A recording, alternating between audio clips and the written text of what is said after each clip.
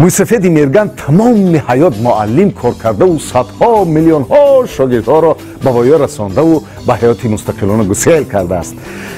اما بابای میرگان موسیفید ناتوان در سر راه چشم به امید که یگان کس ماشینش من میکرده باشه که موسیفیدی میرگان تا منزل مکانش ببره.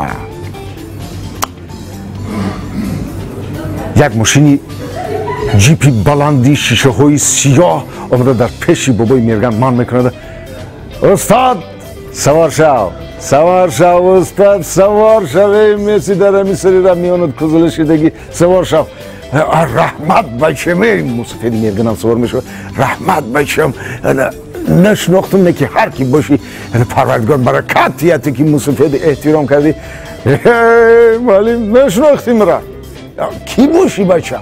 اما شاگردی ختم مرا نشناختی. اگه بچم نمیدونم قریب که میلیون شاگرد برآوردم و چشمکات کسی دمونم نه که بچم در یادم نرسیده سی.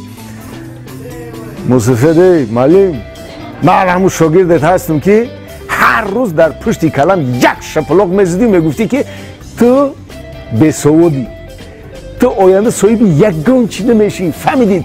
با توف کرده باید شپلاق زدن میگرفتی. دیدی تو روز ما رو معلم شپلاق میزدی، من این روز صاحب جیپم تو باشی به همین قدر سوادت اینه با در سری راه ماشین نگاه کرده ای زدی محتاج با ما ورید شاگردای بی سوادی.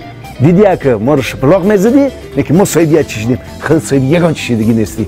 انا که چی میگی معلم؟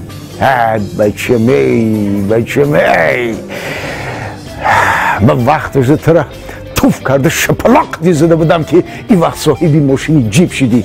اگر لغت قدی میزدم بچم حالی صاحبی اسمالیات میشیدی. فهمیدی؟